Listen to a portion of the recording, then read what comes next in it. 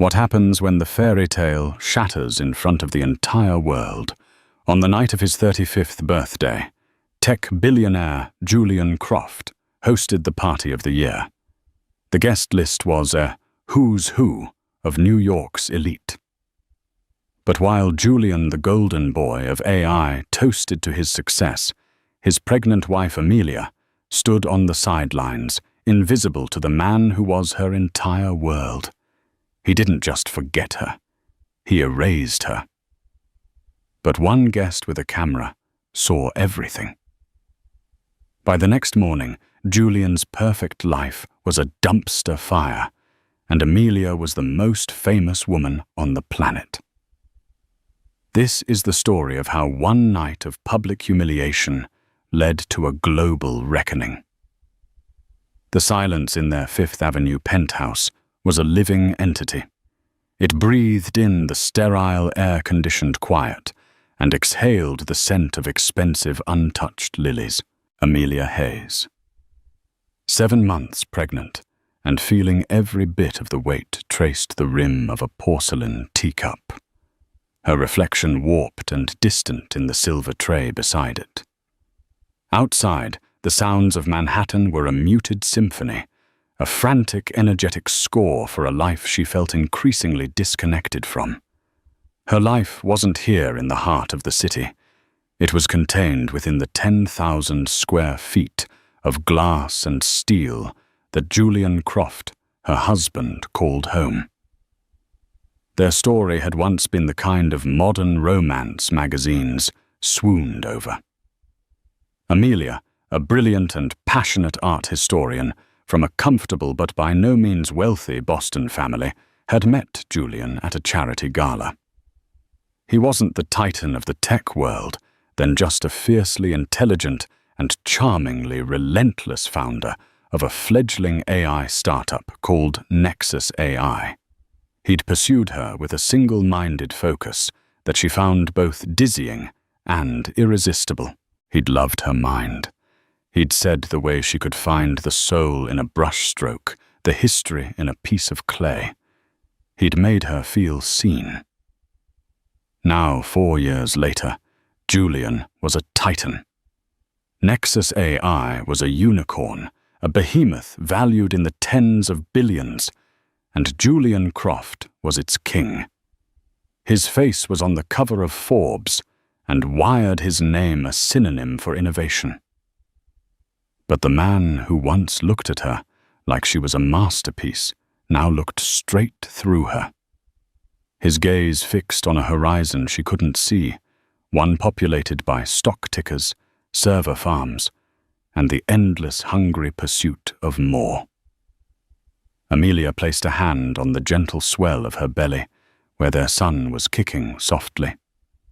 This baby was supposed to be their anchor, the project that brought Julian back from the stratosphere of his success.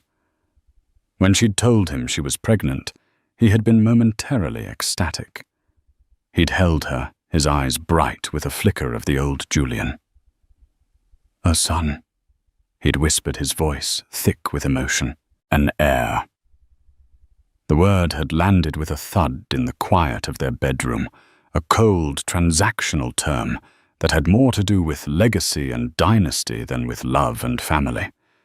The excitement had faded quickly, replaced by the all-consuming pressure of a new product launch. Project Chimera, he called it. It was revolutionary. He promised an AI that could predict market trends with 99% accuracy. It would change the world. It would also change him, hollowing him out until all that was left was the CEO.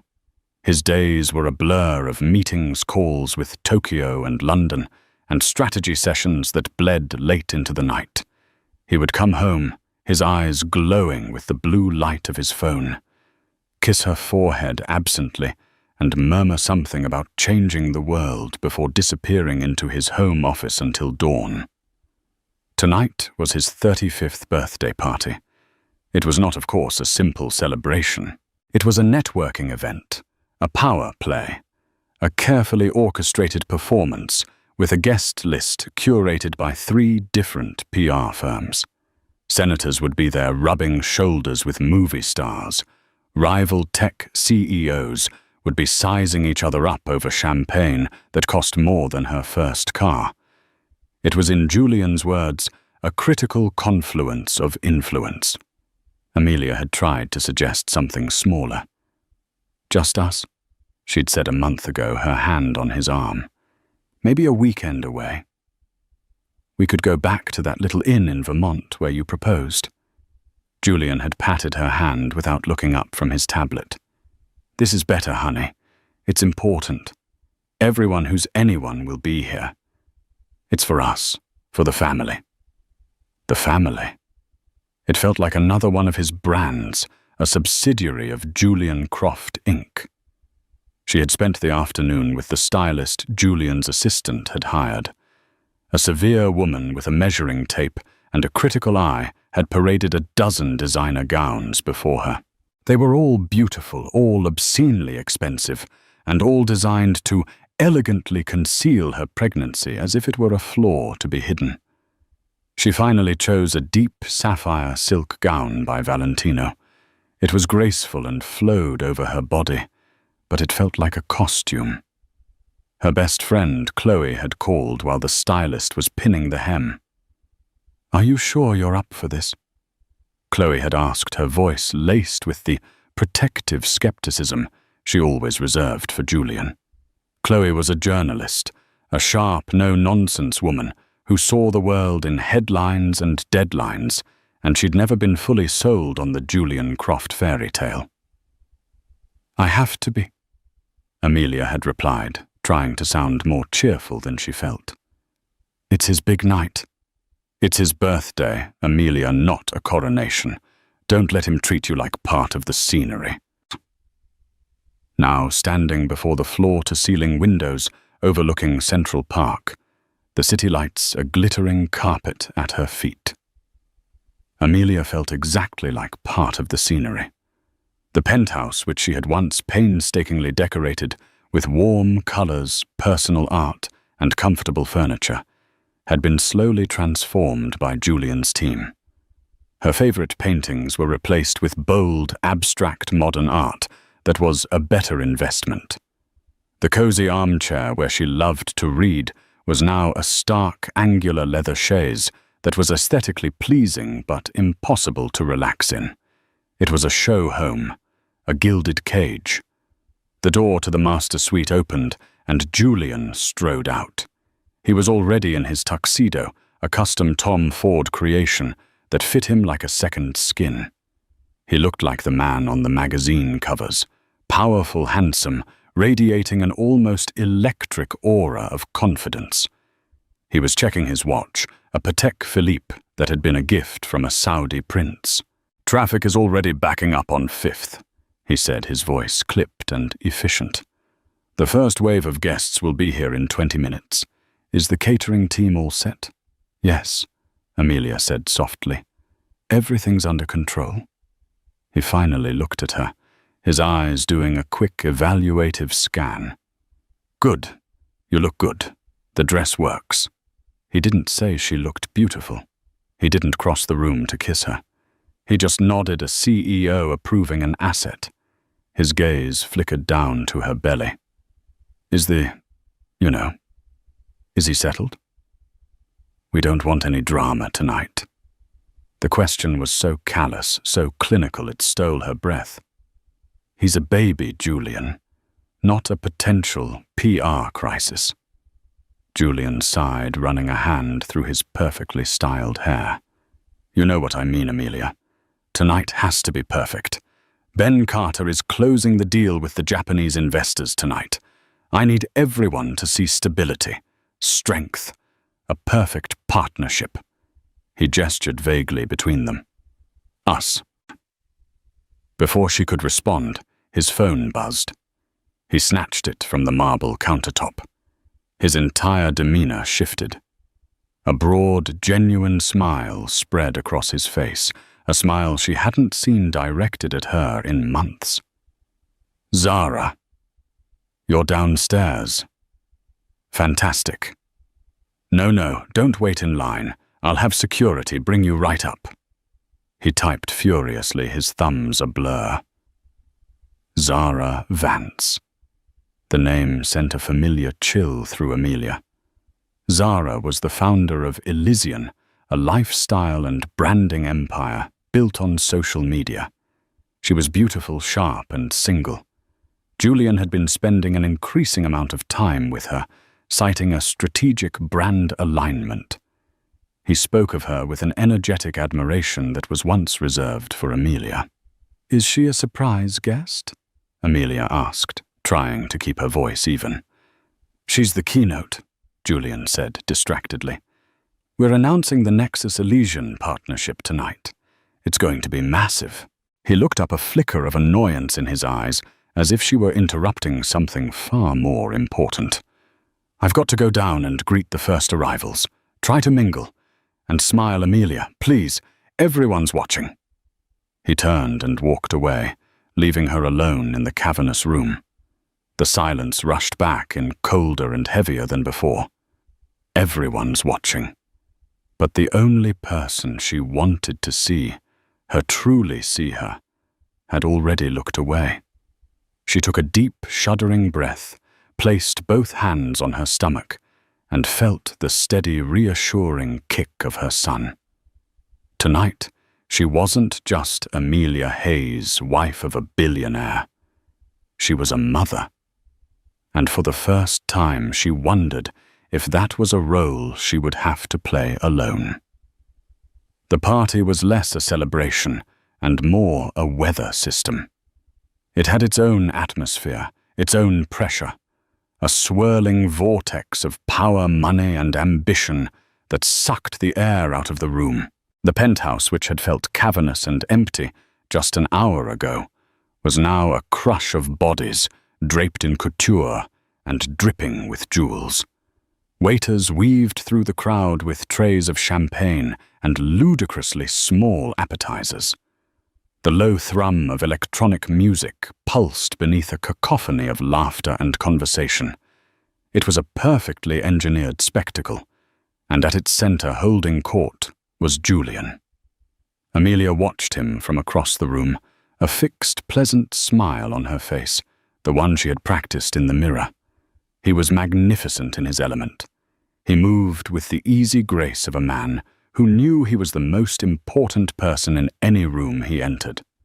He clapped a senator on the back, shared a laugh with a famous actress, and leaned in to listen intently to a wizened old banker, making each of them feel for a moment like the center of his universe. It was a performance, and he was a master. She tried to do as he'd asked. She tried to mingle. She found herself in a conversation with the wife of a hedge fund manager, a woman with a face so tight with Botox it seemed painful to smile. They talked about summering in the Hamptons and the trouble with finding good help subjects so alien to Amelia's own life that she felt like she was reading from a script. She nodded and smiled, her hand resting protectively on her belly, a gesture that felt like anchoring herself in a storm. She saw Ben Carter, Julian's business partner, and ostensibly their friend. Ben was a grounding force at Nexus AI, the practical engineer to Julian's visionary showman. He caught her eye from across the room and gave her a small, sympathetic smile. He started to move toward her, but was intercepted by a venture capitalist with predatory eyes.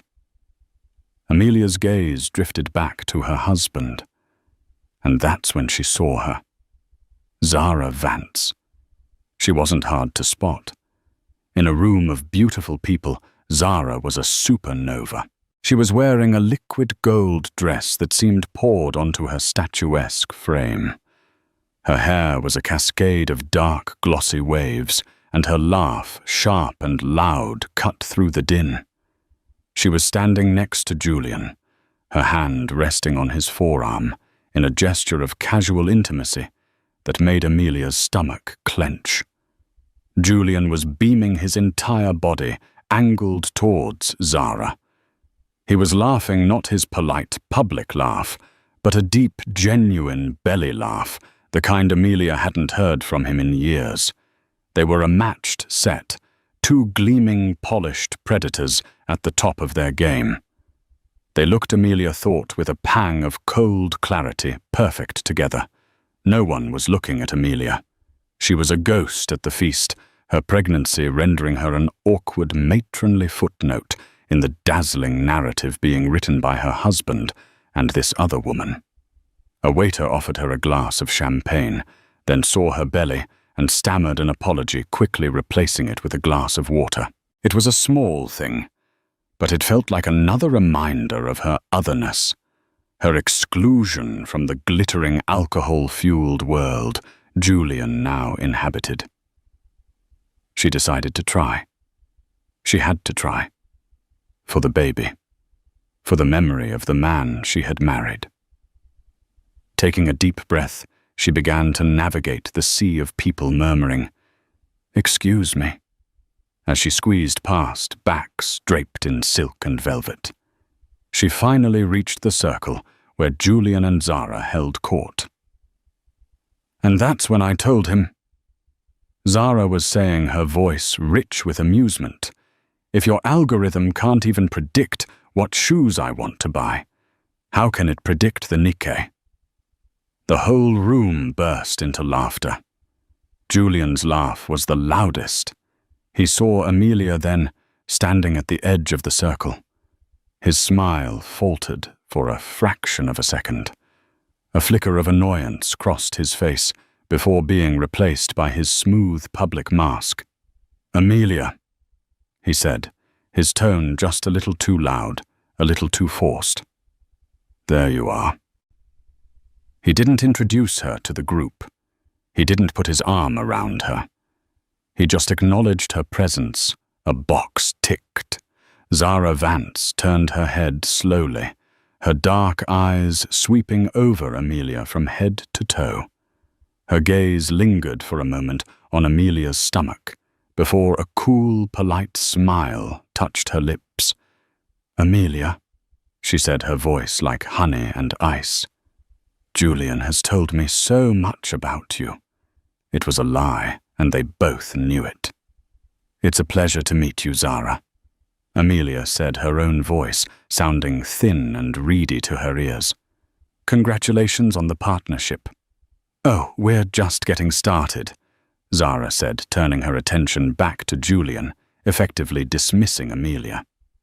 "Jay, you have to tell them about the data integration plan. It's genius." "Jay." She called him Jay. Amelia stood there for another moment, frozen as the conversation flowed around her, leaving her on a silent island. Julian was already lost again. His eyes sparkling as he spoke about Project Chimera, using jargon and acronyms that were designed to impress and exclude. He didn't look at her again. She was invisible. Humiliation washed over her, hot and suffocating. She backed away slowly, the smile still plastered on her face, until she was swallowed by the crowd once more. She found a quiet corner near the windows, her back to the party, and stared out at the indifferent lights of the city. The baby kicked a sharp, insistent jab, as if he too could feel his mother's distress. Later the speeches began. A stage had been set up at one end of the grand living space. Ben Carter went first, giving a warm, if slightly reserved, speech about Julian's vision and drive. Then Julian took the stage, and the room fell silent. He was a magnetic speaker. He talked about the future, about changing the world, about the power of technology to solve humanity's greatest problems. He was charming, funny, and inspiring. Amelia felt a pang of the old pride, the awe she used to feel watching him dream. "But vision is nothing without execution," Julian said, his voice resonating through the speakers. "And innovation is a team sport. That's why I am so incredibly thrilled to announce our new strategic partnership with Elysian and its brilliant founder. A woman whose vision is as sharp and transformative as her brand. Please welcome to the stage Zara Vance." The applause was thunderous. Zara glided onto the stage, accepting a kiss on the cheek from Julian. They stood side by side, bathed in the spotlight, a power couple in every sense of the word.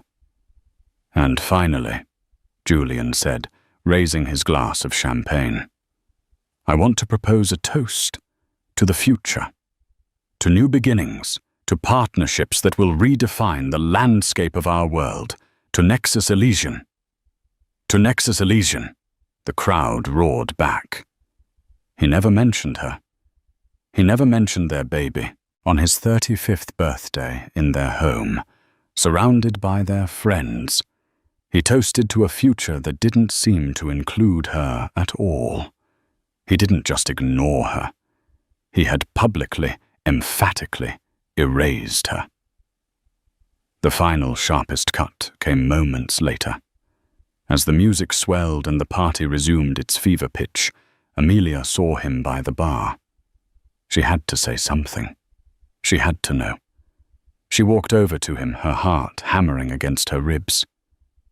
Julian, she said, her voice barely a whisper. He turned a glass of whiskey in his hand, his eyes bright and unfocused. Amelia, great party, right? The investors are ecstatic. Julian, your toast. She began, the words catching in her throat. He waved a dismissive hand. It's business, honey. You wouldn't understand. I understand that you didn't mention me. Or your son. His face hardened. The charming mask dropped, revealing the cold, ruthless stranger beneath. Not now, Amelia. He hissed, his voice low and dangerous. For God's sake, don't make a scene. This is the most important night of my career. Go find a seat. Go talk to someone's wife. Just don't do this. He turned his back on her, leaving her standing there as if she had been slapped. The music pulsed. The laughter swirled around her. But all Amelia could hear was the shattering of her own heart. And in that moment, she knew. It was over. The fairy tale was dead. Chloe was right. She wasn't just scenery. She was a liability. A problem to be managed. And she would not be managed. Not anymore. Without another word, she turned and walked not to a quiet corner but towards the door. Leaving the party was like breaking the surface of the water after being held under for too long. The cool air of the hallway was a gasp of reality, a shock to her system after the suffocating, perfumed atmosphere of the penthouse. No one noticed her go.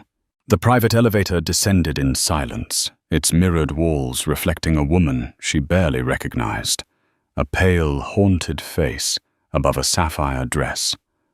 Her hands protectively cradling a life that felt like the only real thing left in her world. The doorman, a kind-faced man named George, who always had a smile for her, looked surprised to see her leaving alone.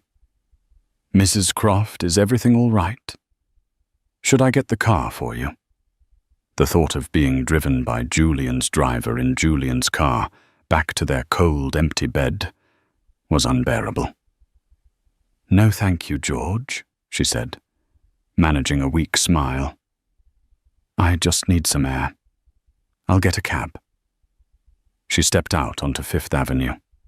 The city, which had looked so alien and indifferent from the penthouse window, now felt like a refuge. The stream of yellow came, the distant wail of a siren, the anonymous faces of people walking by it, was all blessedly beautifully real. It wasn't curated. It wasn't a performance. She hailed a taxi, the simple, ordinary act, feeling like a declaration of independence. She got in, the worn leather of the seat, a comfort. Where to, ma'am? The driver asked, his eyes meeting hers in the rearview mirror. For a moment, she was blank. Where could she go? Not to Chloe's. Her friend would immediately go on the warpath, and Amelia didn't have the strength for a fight, not even one on her behalf. Not to her parents in Boston. The late-night call and sudden arrival would cause a panic she couldn't bear to inflict. She needed anonymity. She needed a place to disappear. The Greenwich Hotel. She said the name coming to her from a forgotten travel article. It was downtown, far from their Upper East Side bubble, known for its privacy and understated luxury. A place where people went to be left alone. During the ride, she didn't cry. The pain was too deep for tears. It was a cold, heavy stone in her chest. She watched the city lights blur past the window, each one a reminder of the life she was leaving behind. The glittering storefronts, the grand theaters, the endless stream of people chasing their own dreams. Julian was one of them. He was chasing his so hard and so fast that he had left her and their son behind in his wake. She thought of his words. "Not now, Amelia. Don't make a scene." He hadn't been worried about her feelings. He had been worried about his image, about the investors, about the deal. She wasn't his wife, his partner, the mother of his child. She was an unpredictable variable in a complex equation, a potential disruption to a flawless business plan. The realization didn't hurt as much as it clarified. It was like a splash of ice water, shocking, but sobering. The man she married, the man who loved her for her mind and her soul, was gone. He hadn't just changed. He had been entirely replaced by the CEO, the brand, the icon. At the hotel, she paid with a personal credit card. Julian didn't know she had one she'd kept from her old life. She checked in under her maiden name, Hayes. The quiet professionalism of the staff was a balm. No one recognized her. No one fawned over her. She was just a woman alone, checking into a hotel late at night. The anonymity was a relief so profound, it almost made her dizzy. Her room was beautiful, decorated with warm woods, aged leather, and soft, welcoming textiles. It was the antithesis of her penthouse. It felt like a home, not a showroom. There was a fireplace, a comfortable armchair, and a bookshelf filled with actual books, not just props. The first thing she did was take off the sapphire Valentino gown. It felt like shedding a skin. She let it fall into a silk puddle on the floor. She removed the diamond earrings and the necklace Julian had given her for their anniversary, the ones his assistant had picked out. She stood in her simple slip, feeling lighter, freer. Then she took out her phone. It was buzzing with notifications. Missed calls from Ben Carter. A dozen texts from the party planner. She scrolled through them, her thumb hovering over the screen. Then, with a decisive click, she powered it down. The silence that followed was absolute. She was disconnected. She was unreachable. She was for the first time in a long time free. She ran a bath, pouring in the scented oils the hotel provided. As she sank into the hot water, the tension in her body began to dissolve. The cold stone of pain in her chest began to thaw, and finally the tears came. They weren't loud, desperate sobs, but quiet, steady tears that streamed down her face and into the water. She cried for the man she had lost, for the love she thought would last a lifetime. She cried for the naive girl who had believed in the fairy tale. And she cried for the baby inside her, this innocent life who would be born into a broken home. She lay in the tub for over an hour until the water grew cool. As she dried herself with a thick, soft towel, she looked at her reflection in the steamy mirror. Her eyes were red and swollen, but her gaze was clear. The humiliation was gone, burned away by the quiet anger that had taken its place. She wouldn't go back. She couldn't. She couldn't raise a child in that environment, a place where love was conditional, where worth was measured in stock prices and public opinion. She didn't want her son to grow up thinking his father's attention was something to be earned, a prize to be won. She didn't want him to see his mother shrink and fade until she was nothing more than a ghost in her own home. Her decision settled in her soul with a quiet, unshakable certainty. This wasn't just an escape. It was a rescue mission. She was rescuing herself, and she was rescuing her son. She slipped into the hotel's plush bathrobe, curled up in the large armchair by the window, and pulled a soft cashmere blanket over her legs. She didn't turn on the television or try to distract herself. She just sat there, watching the sky over the Hudson River slowly begin to lighten the black, turning to a deep, bruised purple. She felt the baby move inside her, a gentle, rhythmic rolling. "It's just you and me now, little one," she whispered, her hands cradling her belly. "And that's going to be enough. I promise." As the sun began to rise over the city, casting a golden glow on the buildings across the river, Amelia Hayes felt a sense of peace she hadn't known in years. She had lost her husband, her home, her life of unimaginable luxury. But in this quiet hotel room, as a new day dawned, she had found something she hadn't even realized. She had lost herself. And she had no idea that hundreds of miles away, the world was just beginning to learn her name. Julian Croft woke to the feeling of a jackhammer inside his skull and the sour taste of expensive whiskey in his mouth. Sunlight, sharp and unforgiving, sliced through a gap in the blackout curtains, striking him directly in the eyes. He groaned, rolling over and burying his face in a pillow that smelled faintly of Amelia's lavender-scented shampoo. The space next to him in the enormous bed was empty and cold. He fumbled for his phone on the bedside table, his head pounding in time with his heartbeat. 7:30 a.m. He had a board meeting at 9.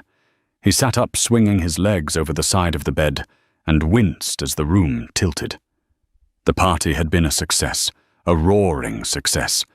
The investors from Tokyo had been practically eating out of his hand. Ben had confirmed the deal was signed, and Zara had been spectacular. He frowned. Where was Amelia? Probably in one of the guest rooms, pouting. He felt a flash of irritation. She'd been so needy last night, so emotional. He'd told her how important the night was. Couldn't she have just played her part? He'd deal with it later. He'd buy her a new piece of jewelry or a trip to Paris. That usually worked. He stood up, staggered toward the bathroom, and splashed cold water on his face. As he looked at his reflection, bloodshot eyes, stubble shadowing his jaw, his phone began to buzz on the marble countertop. It wasn't a single call, but an incessant, frantic vibration. It buzzed and buzzed, a swarm of angry bees. Annoyed, he picked it up. The screen was a nightmare. 117 missed calls. 342 new text messages. 99 plus notifications from every social media and news app he had. His blood ran cold. This wasn't normal. This was a crisis. His first thought was the market. Had something happened overnight in Asia? Did Project Chimera have a bug? He ignored the calls from his mother, from Ben, from his frantic PR chief, and stabbed at the first text message he saw. It was from Ben. "Call me, now! Do not talk to anyone else." Another from his head of PR, a ruthless woman named Cynthia. "Whatever you do, do not leave the building. Do not post anything. Do not even breathe online. We are in DEFCON 1. What the hell was going on? His thumb, shaking slightly, slid to the Twitter icon. He opened the app, and the world fell out from under him. It was the first thing he saw, The #1 trending topic worldwide. Where is Amelia? His heart stopped. Below it, other hashtags trended with terrifying velocity. Julian Croft Nexus AI Zaravance. The look. His hands trembling, he clicked on the top hashtag. The first image that loaded seared itself onto his brain. It was a photograph clearly taken by a guest with a phone, not a professional. The quality was slightly grainy, which only added to its raw, candid power. The photo captured a perfect, damning moment. In the foreground, he and Zaravance were laughing heads close together, bathed in the golden light of the party. He was looking at her with an expression of pure adoration, his hand touching her arm. They looked vibrant, happy, the picture of a perfect power couple. And there in the background, slightly out of focus but agonizingly clear, was Amelia. She was standing alone, her hand on her pregnant belly. The sapphire of her dress made her stand out from the crowd. Her face, caught in an unguarded moment, was a portrait of heartbreak. She wasn't just sad. She looked utterly lost, a fragile ghost haunting the edges of her own life. The contrast between the radiant joy in the foreground and the profound loneliness in the background was devastating. It was a story told in a single perfect frame. Beneath the photo, the comments were a tidal wave of fury. This picture is worth 1,000 words, and all of them are scumbag. He's laughing with an Instagram model, while his pregnant wife looks like her world is ending. The definition of trash. I've seen the look on her face before. It's the look of a woman who just realized she's completely alone. That's not just a picture, that's evidence. Where is Amelia? He scrolled frantically. It was everywhere. It had been picked up by Page 6 TMZ, the Daily Mail. But it wasn't just the gossip rags. The New York Times had a story on their website's front page. Nexus AI CEO Julian Croft faces online backlash. After viral photo sparks, concern for pregnant wife. Forbes had an article titled Image Problem: How a Birthday Party Became a Multi-Billion-Dollar PR Nightmare for Nexus AI. The photo had a name. The Look. Someone had dubbed it that, and it had stuck. The story was simple, brutal, and universally understood. The powerful, arrogant billionaire, the glamorous, home-wrecking other woman, the forgotten pregnant wife. His phone buzzed again. It was Cynthia. He answered, his mouth dry. "Julian," she said, her voice stripped of all pleasantries. It was the voice of a general in a losing war. "Tell me she is with you. Tell me she is in the next room, and you are both about to release a statement about how this is all a hilarious misunderstanding." I don't know where she is," Julian stammered, the reality crashing down on him. "She must have gone to a guest room last night." He walked out of the bedroom, his bare feet cold on the marble floor. He checked the first guest room. Empty, the bed perfectly made. He checked the second, then the third. All empty. He ran to her walk-in closet. The sapphire dress was gone. So was a suitcase. "Julian, talk to me." Cynthia's voice barked from the phone. "Where is your wife?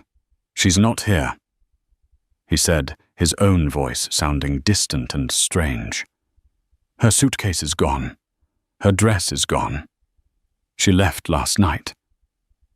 There was a long, heavy silence on the other end of the line. He could hear Cynthia take a long, slow drag from what was undoubtedly her 4th cigarette of the morning. "Okay," she said finally, her voice grim. "So she's not a hostage. She's a ghost. That's worse. Much, much worse. It means she's in control of the narrative, and right now the narrative is that you are a monster who drove his pregnant wife out into the night." The toast! Julian's mind raced back, trying to piece it together. Her face when he'd told her not to make a scene. The toast to Zara. Oh, God. Yeah. Oh, God is right, Cynthia said. The board meeting is cancelled. The stock is already down 9% in pre-market trading. The Japanese investors have postponed the final wire transfer, citing concerns about brand stability. Zara Vance's publicist released a statement an hour ago, saying her relationship with you is strictly professional and that she is deeply concerned for Amelia's well-being. She's thrown you under the bus, Julian. Julian sank onto the edge of the unmade bed, the phone pressed hard against his ear. The penthouse, his castle, suddenly felt like a prison. The silence that had been so peaceful just an hour ago was now accusatory, filled with the ghost of Amelia's presence. "What do I do?" he whispered. "You find her." Cynthia said, her voice like flint. "You find your pregnant, heartbroken wife. You get down on your knees and you beg her for forgiveness in the most public way possible. Because right now, Julian, she isn't just your wife. She's the only thing that can save you." He hung up the phone. The jackhammer in his head was gone, replaced by a terrifying, silent dread. He looked around the vast, sunlit room at the expensive art, the stunning views, the symbols of his success. And he realized that in his relentless pursuit of everything, he had lost the one thing that had ever truly mattered. And the entire world was watching him pay the price. Amelia slept for a few hours, a deep, exhausted sleep, in the unfamiliar comfort of the Greenwich Hotel. She woke not to an alarm, but to a profound sense of quiet. For a fleeting moment, she felt disoriented, the peacefulness a stark contrast to the ambient anxiety that had become her baseline. Then the events of the previous night came rushing back, not with a jolt of pain, but with the quiet, settled weight of a decision made. She was here. She had left. It was real. She ordered breakfast from room service, simple toast eggs and orange juice, and ate slowly, deliberately. It was the first meal in months she hadn't eaten while watching Julian text under the table or listened to him dictate notes to his AI assistant. It was just her baby kicking gently, and the sounds of the city waking up outside her window. The peace was a fragile bubble. She knew she couldn't stay disconnected forever. Her parents would be worried. Chloe would be losing her mind. She needed to let them know she was safe. With a deep breath, as if preparing for a plunge into icy water, she picked up her phone from the bedside table and powered it on. The digital onslaught was instantaneous and overwhelming. The screen lit up with a furious barrage of notifications, the device vibrating so hard in her hand it felt alive. Hundreds of texts, missed calls, news alerts. Her first feeling was a surge of panic, a deer in the headlights, terror. What had she done?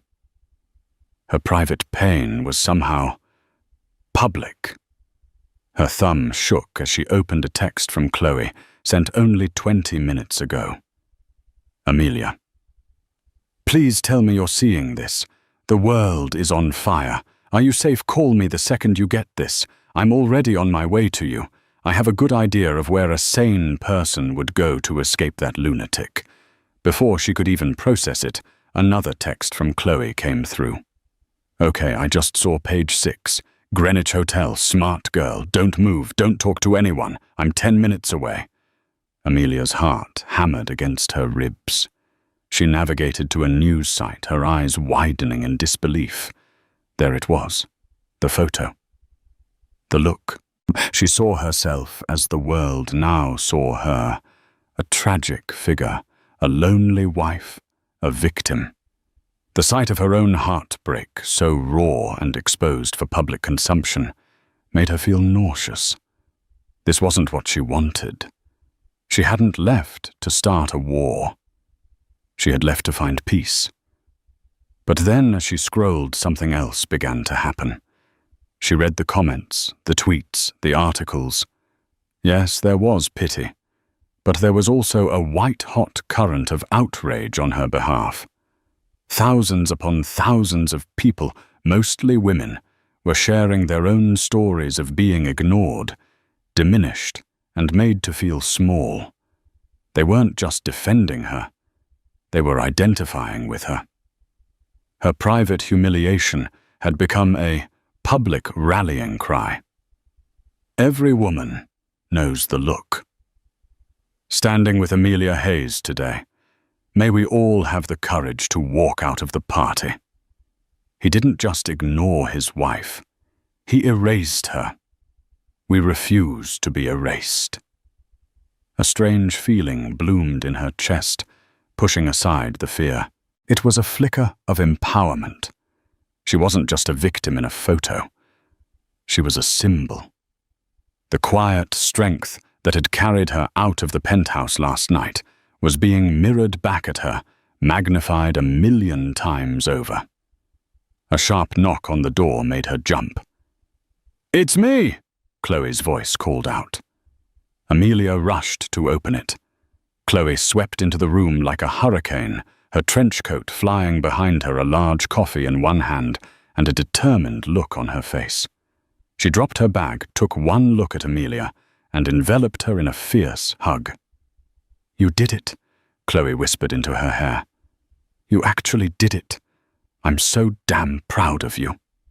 When she pulled back, her journalist's eyes were scanning Amelia's face, assessing. "Are you okay? Really okay?" "I am now," Amelia said, and was surprised to find she meant it. "But Chloe, all of this," she gestured vaguely towards her phone. "It's insane." "It's a reckoning," Chloe said, her voice grim but satisfied. Julian built his empire on a carefully constructed image of being the brilliant, benevolent visionary. That one photo shattered the entire facade. It revealed the man behind the brand, and people hate him for it. She took a sip of her coffee. "So what's the plan, because you can't hide in this hotel forever? He's going to find you." "I know," Amelia said, her resolve hardening. "I'm not going back, Chloe. Not ever." "Good," Chloe said, nodding. "That's phase 1. Phase 2 is protecting yourself and your son. You're not just Amelia Hayes, art historian, anymore. You're Amelia Hayes, the woman who took on a billionaire. He's going to fight dirty. He's going to try and control the narrative, paint you as unstable, emotional, vindictive. We need to get ahead of it." Chloe was already scrolling through her phone. "I know people. The best people. You need a lawyer. Not just any lawyer, you need a shark. Someone who's not afraid of Julian's army of corporate thugs." Her fingers tapped furiously. "Catherine Cat Rinaldi. She's the best divorce attorney in New York. She eats men like Julian for breakfast. I'm calling her office now." As Chloe paced the room, speaking in low, urgent tones to the law firm, Amelia walked to the window. The world outside didn't look so scary anymore. She had a friend. She had a plan. And she had the unexpected, overwhelming support of a global audience. Julian had underestimated her. He had seen her as an accessory, a part of the scenery. He never imagined she could become the main event. The war room inside the Fifth Avenue penthouse was operating at a fever pitch. The air was thick with the smell of stress and stale coffee. Cynthia, the PR chief, stood before a massive screen, displaying a terrifying graph of Nexus AI's plummeting stock price. 2 lawyers from the company's top firm sat at the glass dining table, surrounded by laptops and legal pads. Julian, dressed in sweatpants and a t-shirt, paced the length of the room like a caged animal. He hadn't slept. His mind was a chaotic whirlwind of fury, fear, and a bewildering sense of disbelief. How had this happened? How had one stupid picture undone years of meticulous brand building? "The narrative is cementing," Cynthia said, pointing a remote at the screen. A collage of headlines appeared. He chose his side piece over his pregnant wife. Silicon Valley's rotten core. Is Julian Croft the most hated man in America? Zara Vance is not my side piece, Julian roared, slamming his hand on the table. It was a business partnership. The public doesn't care about the truth, Julian. They care about the story. Cynthia shot back, her usual icy composure cracking. And the story is that you're a heartless monster. Zara's team has already fed a story to Vanity Fair about how she was uncomfortable with your overly familiar behavior, but felt professionally trapped. She's painting herself as another one of your victims. The ungrateful, Julian began, but was cut off by one of the lawyers, a severe man named Marcus Thorne. Our focus cannot be on Zara Vance, Marcus said calmly. Our focus must be on your wife. We need a joint statement, a photo of the two of you smiling, a story about a simple misunderstanding the pressures of a high-stakes life. We need to show a united front. How can I show a united front when I don't know where she is?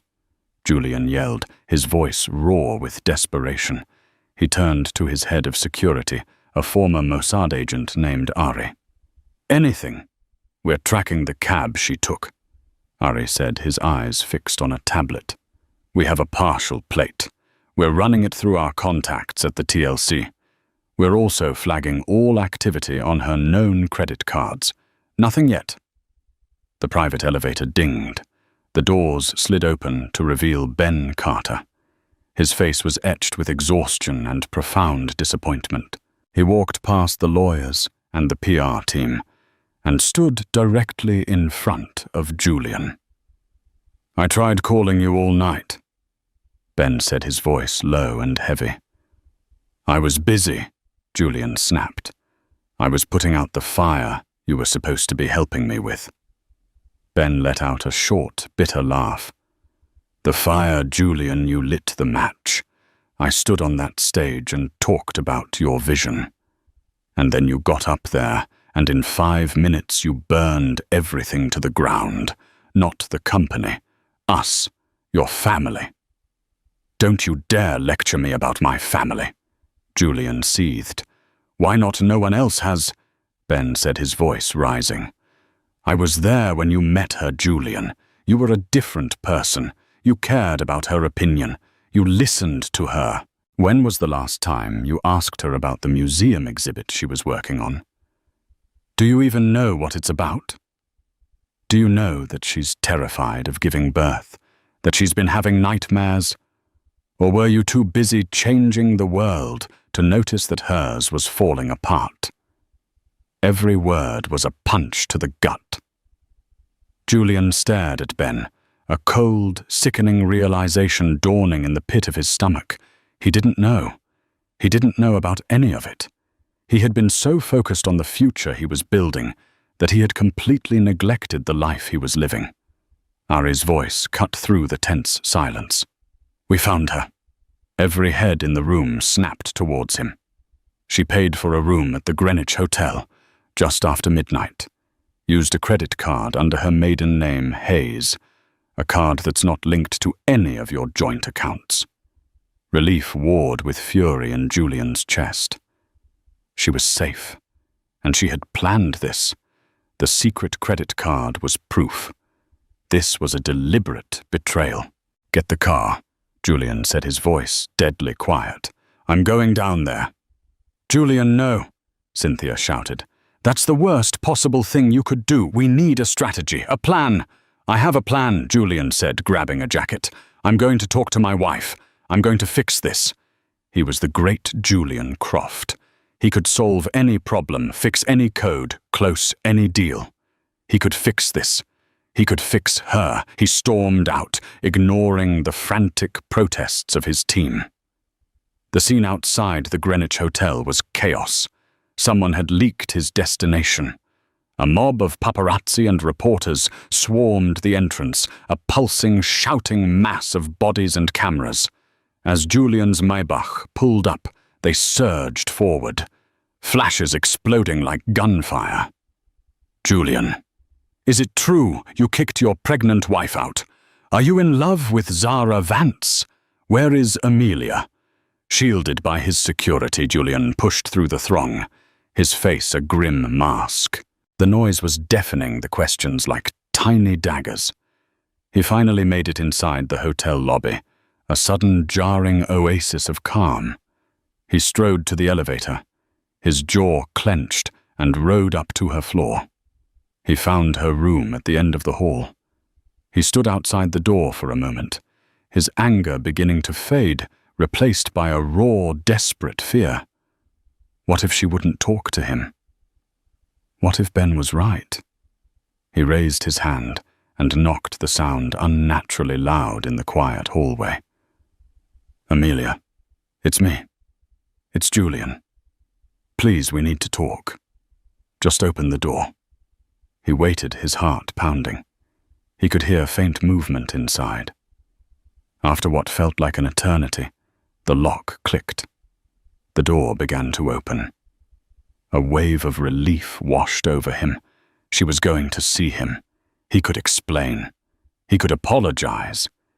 He could fix it. But the person who stood in the doorway was not Amelia. It was a woman in her late 50s, with sharp, intelligent eyes, an immaculate grey pantsuit, and a folder held in her hand like a weapon. Her expression was one of absolute, unshakable professional neutrality. She looked at Julian Croft not as a titan of industry, but as an obstacle. "Mr. Croft," the woman said, her voice cool and precise. "My name is Catherine Rinaldi. I am Amelia Hayes's legal counsel." She took a small step forward, blocking his view into the room. "My client will not be speaking with you today, or any day, without me present." She continued, her voice unwavering. "She has instructed me to inform you that she will be filing for divorce. All future communication regarding your wife and your unborn son will be directed to my office. We will be in touch." And with that, she gently but firmly closed the door in his face, the soft click echoing down the hallway, like the sound of a guillotine. Julian stood there, staring at the polished wood of the door, the words echoing in his ears. Divorce. Unborn son. My office. The world he thought he controlled, the situation he thought he could fix, had been taken from him completely. He had come here to demand, to explain, to win. But the game had changed. The rules were no longer his. And he had already lost. Amelia's story is a powerful reminder that true wealth isn't measured in stock prices or social status, but in dignity, respect, and the courage to choose yourself, even when it means walking away from everything. She was ignored, but she refused to be invisible. Her quiet act of defiance became a global roar, a testament to the fact that you can't silence a woman who has found her voice. What did you think of Julian's downfall? Was it karma or a crisis of his own making? Let us know your thoughts in the comments below. Millionaire buys mistress luxury gifts. With pregnant wife's money, wife makes them both pay publicly. They were the couple everyone envied, wealthy, beautiful, and expecting their first child. The world saw Oliver and Charlene Cooper as the epitome of success, smiling at galas and making heartfelt speeches about family. Behind the scenes, however, a burning secret threatened to tear their carefully curated lives apart. Charlene's joy at soon becoming a mother was overshadowed by one devastating discovery. The luxury gifts her husband showered upon an elusive mistress were paid for with Charlene's own inheritance. Betrayal and scandal ignited a storm, and Charlene was prepared to fight back. But would she dare to expose Oliver, no matter the cost? Charlene Cooper was not just a socialite, she was the heiress to the Wilkerson real estate empire lineage that had solid footing in San Diego's property development sector for over 6 decades. The Wilkerson name was synonymous with old money, refined taste, and philanthropic work that spanned across California. Growing up, Charlene rarely heard a no. Her father, George Wilkerson, had doted on her, granting every request with a smile. Yet despite that gilded upbringing, Charlene carried a soft heart and a genuine desire to do good. When she met Oliver Cooper at a charity event in Los Angeles, their romance played out like a fairy tale. Oliver was a self-made businessman, known for an athletic build that hinted at his college football days and a confident smile that made him an instant crowd favorite. He had built a modest tech startup into a multi-million-dollar operation, impressing the city's financial elite. They fell in love fast, too fast, according to some cynics. But for Charlene, who believed in grand gestures and cosmic connections, their whirlwind engagement and wedding felt like destiny. Marriage brought new joys and new pressures. Charlene found out she was pregnant 6 months into their union, while Oliver celebrated the news publicly, calling himself the luckiest man on earth. Charlene began to notice subtle shifts in his demeanor. He worked later hours, made strange phone calls from the balcony, and sometimes disappeared for business trips on painfully short notice. Charlene's close friend, Laura S. Wilkerson, a distant cousin who had married into another wealthy family, tried warning her that something felt off. But Charlene didn't want to believe Laura's suspicions. Not Oliver, her dream man, the one who had vowed to protect and cherish her. He couldn't possibly betray her. Yet tiny fractures were starting to form. On the day Charlene's pregnancy test came back positive, Oliver had seemed distracted. The typical euphoria of an expecting father lasted mere hours before he slipped out for a supposed investor meeting. Over the next weeks, she saw less of him than ever. The staff at their Beverly Hills mansion began whispering behind her back. Charlene wasn't oblivious. She was heartbroken, but too afraid of the truth to dig deeper. It was her father's unexpected passing that truly opened her eyes. George Wilkerson's death left Charlene with a sizable inheritance, enough for Oliver to realize that Charlene's pockets were even deeper than he had initially understood. Charlene, unaware of the lurking vultures, told Oliver she had come into a great deal of wealth. She wanted to donate a portion to a charity that supported homeless pregnant women, but Oliver suggested they wait to ensure stable cash flow for upcoming expansions. It sounded wise at the time, so Charlene agreed to hold off her philanthropic dream. Still, something nagged at her. She discovered unread emails, unaccounted for expenses, and hush-hush charges on their joint account labeled under consultancy fees. Worst of all, she found receipts from high-end boutiques like Hermes and Cartier, extravagant purchases that she had no memory of, and certainly had never received. The final straw came when an alert from her bank informed her that an enormous amount had been withdrawn to pay for a penthouse lease in downtown Los Angeles. This transaction screamed secrecy, and Charlene's entire body trembled with dread. In the quiet hours of early morning, as she felt her unborn child gently kick within her, Charlene realized she could no longer turn a blind eye. She had to uncover the truth, even if it shattered her heart and destroyed the man she once believed was her soulmate. In the days following her discovery, Charlene felt like an actress in a film noir, her every step cautious, her every smile forced. She needed answers, but she couldn't just walk up to Oliver and accuse him blindly. Instead, She decided to use the resources at her disposal. She hired a private investigator named Jackson Miller, a discreet figure with an impeccable reputation for uncovering hidden truths among Los Angeles' high-profile elite. Jackson, with his salt and pepper stubble and calm, analytical demeanor, met her at a quiet cafe in Westwood. They spoke in hushed tones as Charlene handed him the suspicious receipts and transaction records.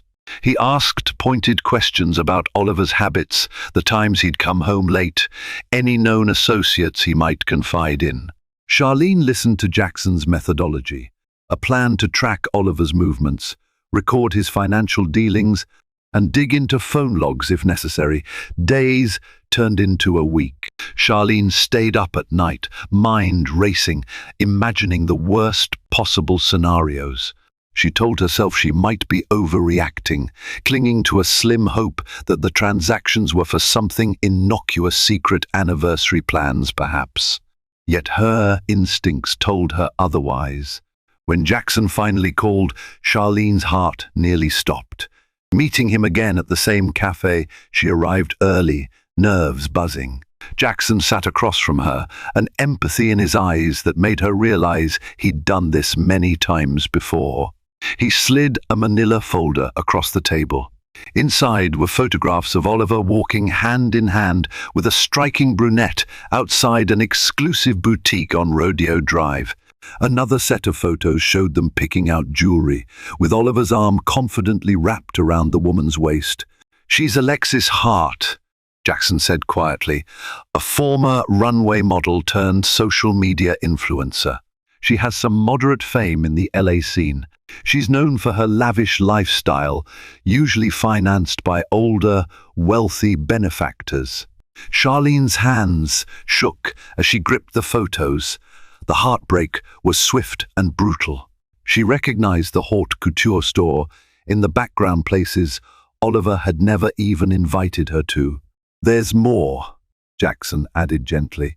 "I discovered that the penthouse in downtown LA is in her name, but the payment route traces back to your inheritance account.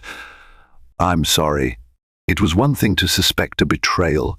It was another to see it displayed in undeniable proof. The pictures, the receipts, the joint property lease. Oliver was not just cheating on Charlene. He was using her father's money to do it. She felt her breath hitch, tears threatening to escape, but she forced them down. Charlene asked Jackson for everything: receipts, photos, timestamps. She paid him extra to collect any digital evidence he could find, from text messages to bank statements. If she was going to confront Oliver, she wanted an unassailable arsenal of facts. As she left the cafe, Charlene thought about her unborn child, the life forming within her. She recalled the day she had told Oliver the news. He had seemed so excited, so genuinely happy, yet how quickly that joy was overshadowed by this shameless affair. She realized she was no longer just a spurned wife. She was about to be a mother, and everything in her screamed that she had to protect her child from the toxic lies. Oliver brought into their home. That evening, Oliver returned late again. Charlene feigned sleep, carefully controlling her breathing so he wouldn't notice her tears or the heartache searing through her.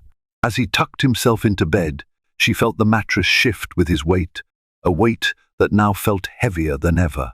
Deep inside, a new resolve began to form. Charlene would do whatever it took to ensure that justice was served, and she wasn't afraid to make it public if need be. Each passing day, the tension in the Cooper household intensified. Oliver acted more brazenly, sending text messages in Charlene's presence, stepping out for phone calls he labeled as urgent investor matters.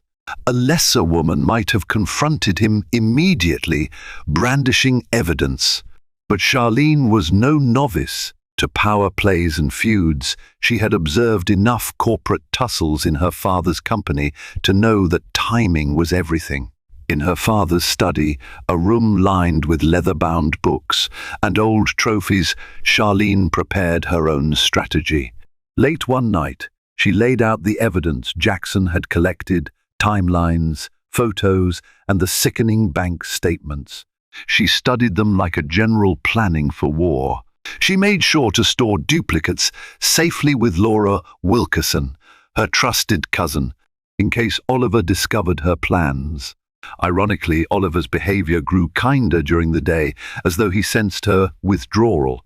He started bringing her roses in an attempt to mask his guilt, or maybe to maintain the facade. He accompanied her to a routine prenatal checkup for the first time in weeks, acting every bit the devoted husband. The nurses at the clinic cooed over how lucky Charlene was to have such a supportive partner. The bitterness in her throat made it hard to swallow. One evening, Oliver suggested they dine at Spago in Beverly Hills, a place they often frequented during their courtship. Charlene agreed, thinking it might provide an opportunity to gauge his reactions. The hush of the Michelin-starred restaurant, the attentive waitstaff, and the candle-lit ambience all felt dreamlike. But beneath the surface, Charlene's anger simmered. Over foie gras and a meticulously prepared lamb dish, Oliver tried to discuss baby names. Charlene forced a smile, swirling her sparkling water while he sipped a vintage red. She asked him if everything was all right at work, if finances were stable. Oliver hesitated, quickly reassuring her that his tech ventures were thriving. "So we're still set on donating to that shelter project, right?"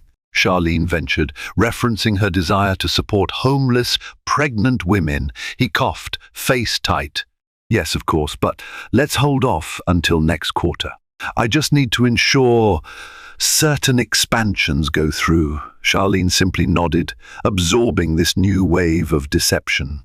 Her father's inheritance was being siphoned for Alexis Hart's penthouse and expensive tastes, yet Oliver continued to manipulate her philanthropic dreams. Back home, he went straight to shower, leaving his phone unlocked on the kitchen counter. Charlene's heart pounded.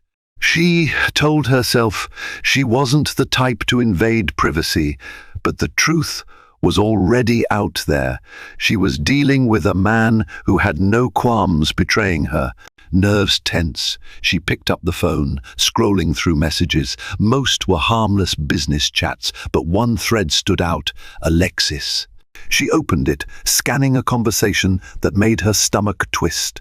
Alexis bragged about their penthouse, how the city view from the balcony at dawn was worth every cent, how she'd love a new Chanel bag to match the latest couture she'd posted on Instagram.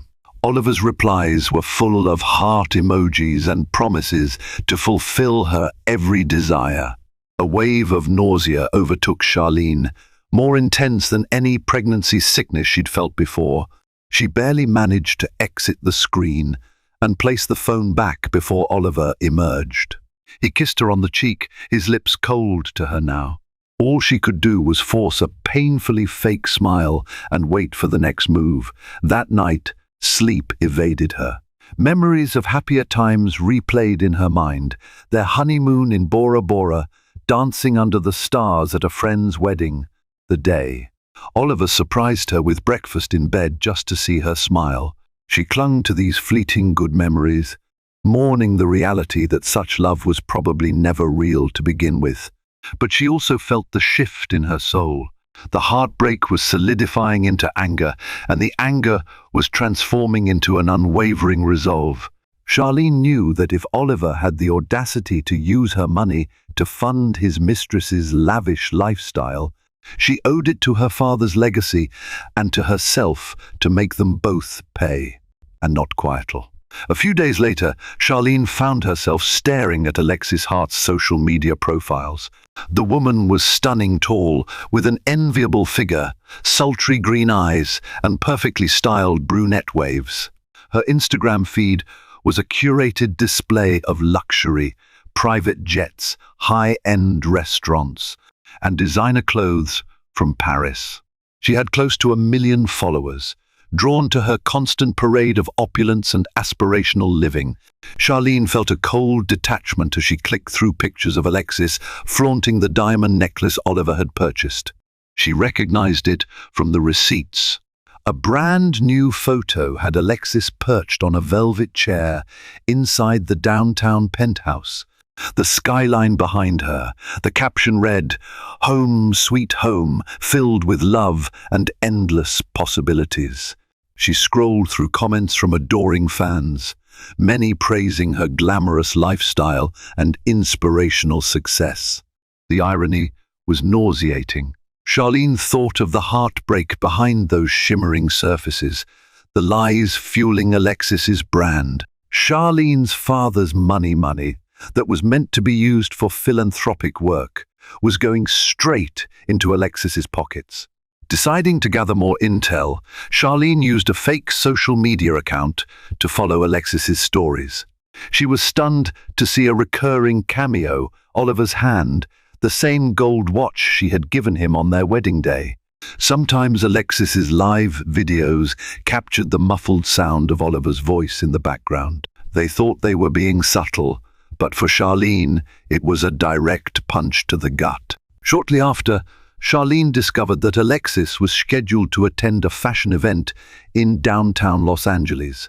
It wasn't a massive public show, more a private preview for wealthy potential buyers. Charlene secured an invite through a friend, deciding it was time to see Alexis in person. The event was held in a swanky gallery, lights dimmed to highlight the models gliding down a makeshift runway. Charlene arrived in a classic black sheath dress that hugged her small baby bump discreetly. Despite her turmoil, she emanated poise, her posture straight, her chin held high. She spotted Alexis near the front row, surrounded by admirers. The mistress was elegantly dressed in a gold sequined gown, accessorized with the exact diamond necklace Charlene had seen on Instagram. Her laugh tinkled through the air as she relished the attention. Charlene approached cautiously, not wanting to cause a scene. She pretended to admire a piece of couture on display until she was near enough to hear Alexis's conversation with a friend. They gossiped about men, parties, and brand sponsorships. Alexis boasted about how her man was more generous than any sponsor she had ever encountered. Charlene's stomach twisted in revulsion, but she maintained her composure. One glance at Alexis's face, and Charlene felt an overwhelming wave of empathy for herself, for the unborn baby, for the life she had believed in.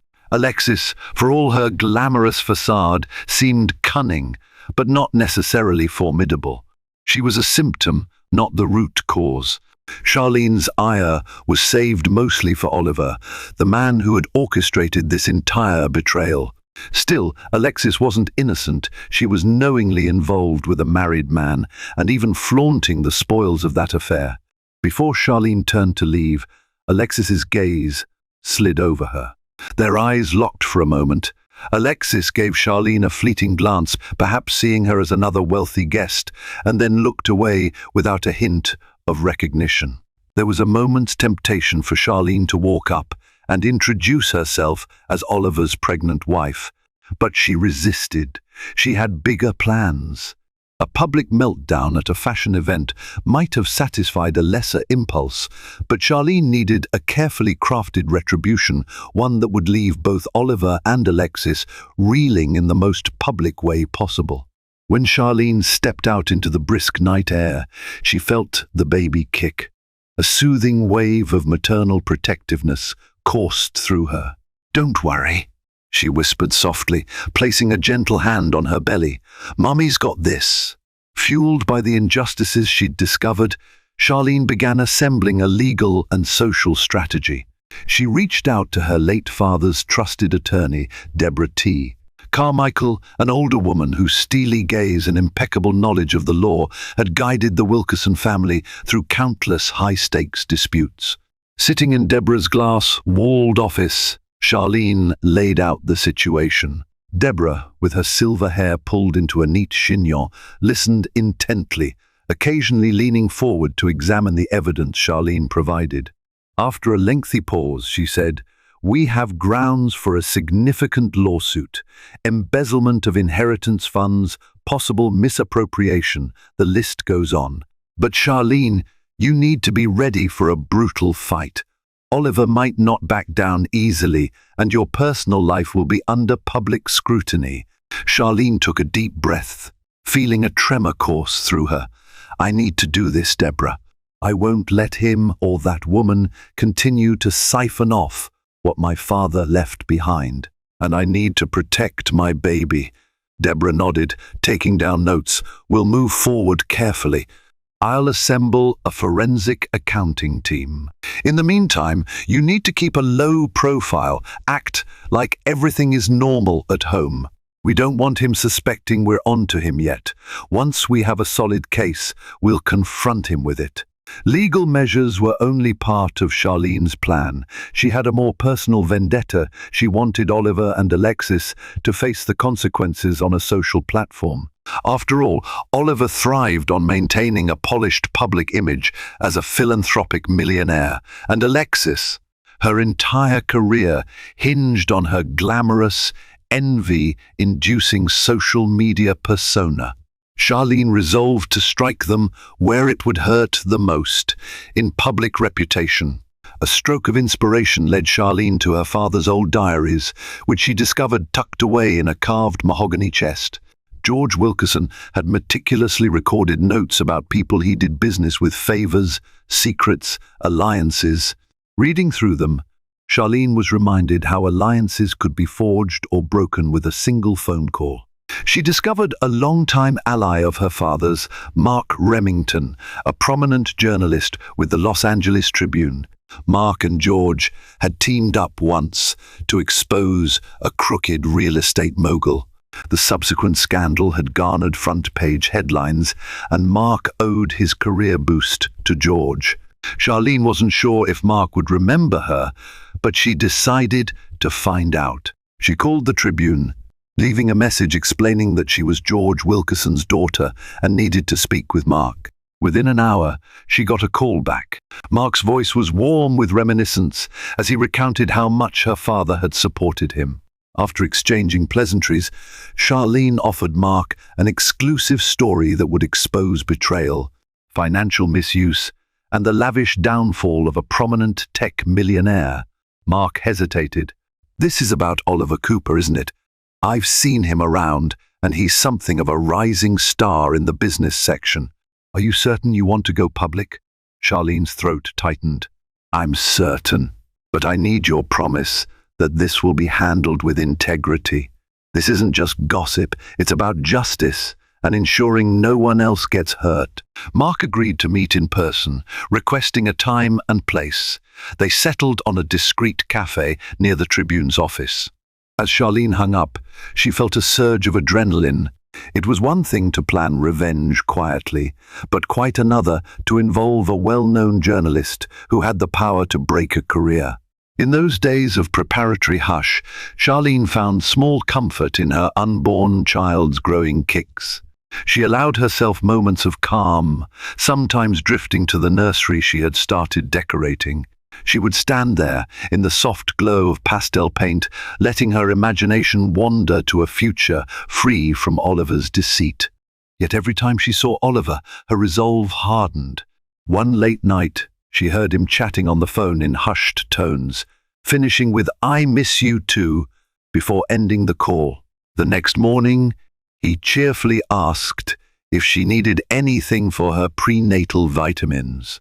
The audacity left her speechless, but it also reaffirmed her mission. She would not remain a helpless victim.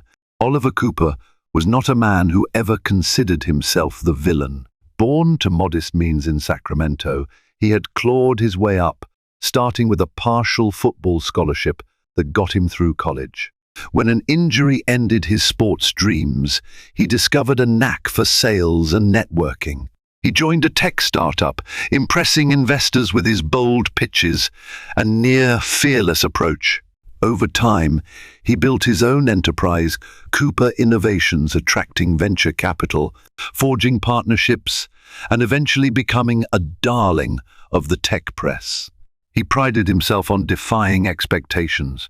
To Oliver, life was a game of strategy, and he believed that moral lines were negotiable if the end justified the means. Meeting Charlene Wilkerson seemed like the perfect alignment of business and pleasure. He was genuinely drawn to her kindness and sophistication, but he was also captivated by the resources she possessed.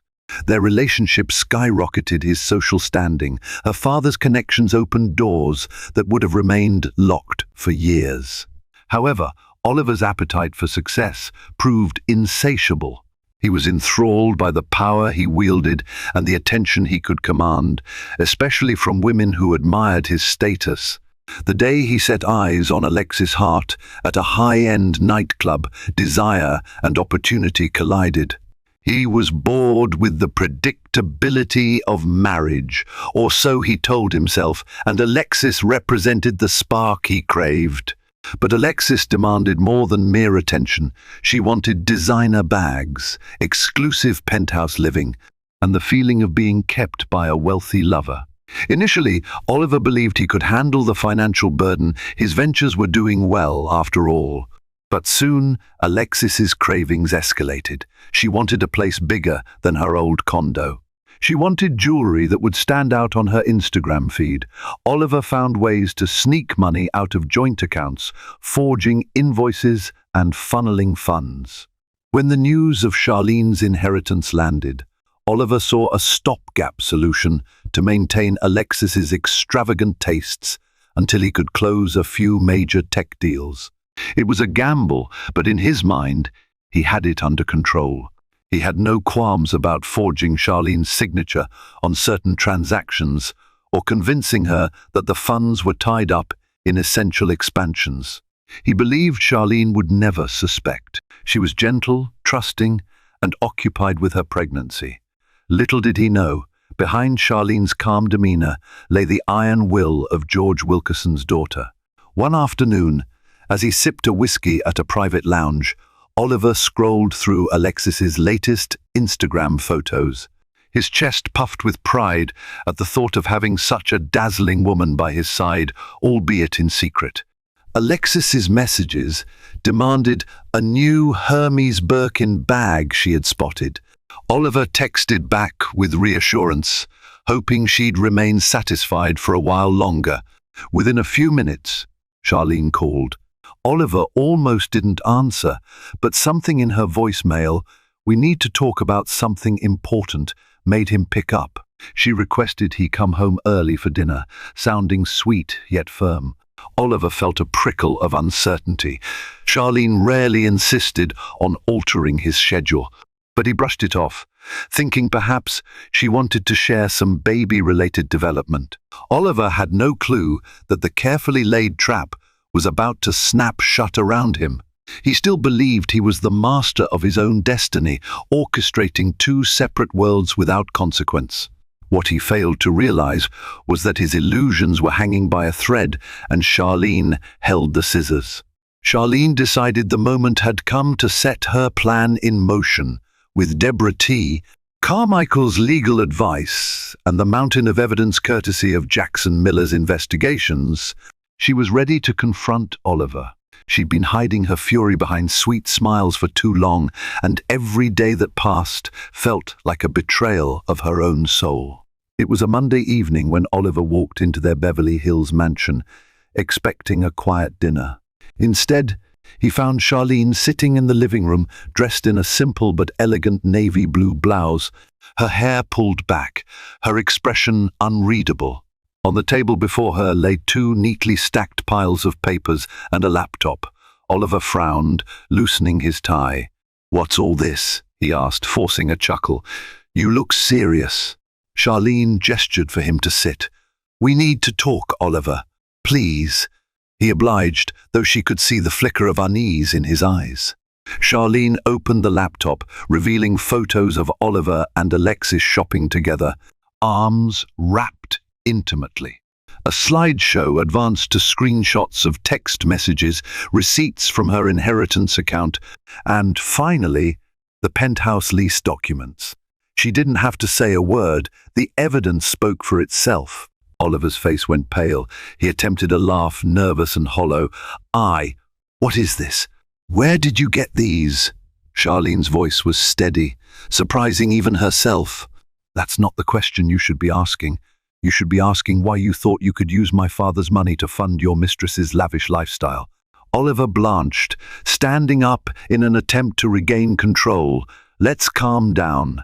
This is a misunderstanding. Charlene rose too, a hand instinctively resting on her pregnant belly. Don't you dare feed me that lie. I've traced every cent you took from my inheritance. I've hired a private investigator. My lawyer, Deborah Carmichael, has drawn up the legal consequences of your actions. Everything is right there. She pointed at the second stack of documents that outlined a potential lawsuit for fraud, embezzlement, and breach of trust. Oliver tried to speak, but he choked on his words, finally managing a feeble apology. I never meant to hurt you. I just needed time. I was going to replace the money. His excuses sounded pitiful, even to himself. Charlene's eyes flashed with anger. My father's money was meant for charity, Oliver. And if that wasn't enough, you brought another woman into our marriage. I'm pregnant with your child, and this is how you repay me.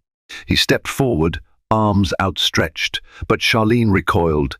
Don't, she warned, her tone sharper than ever before. For a moment, guilt and panic flooded his face. He started to stammer. We can fix this. I'll leave her, pay you back. It was just a mistake, a fling. Charlene's hollow laugh cut through his words. A fling that cost me millions of dollars and my trust. Don't you dare trivialize this. Oliver looked around helplessly, scanning the room like a trapped animal. He saw the unwavering determination in Charlene's posture and realized how dire his situation truly was.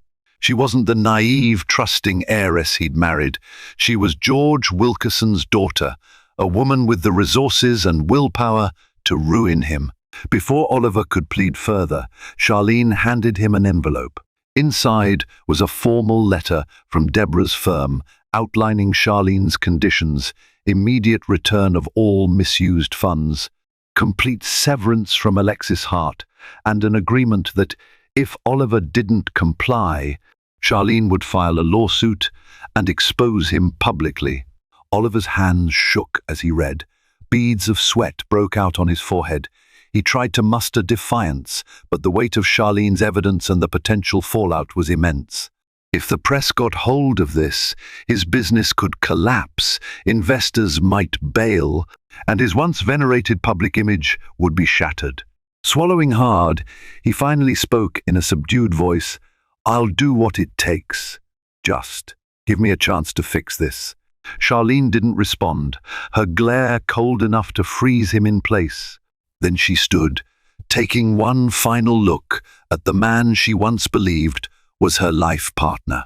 Without another word, she left the room, the quiet click of her heels echoing in Oliver's ears. The once invincible entrepreneur sank into the nearest chair, realizing the gravity of what he had done. His illusions were no more. The facade lay in pieces around him. Word traveled fast in certain circles, especially among the wealthy. Alexis Hart sensed something was off the moment. Oliver declined to accompany her to a high-profile after-party. He had always jumped at the chance to show her off, to revel in the attention their illicit romance garnered.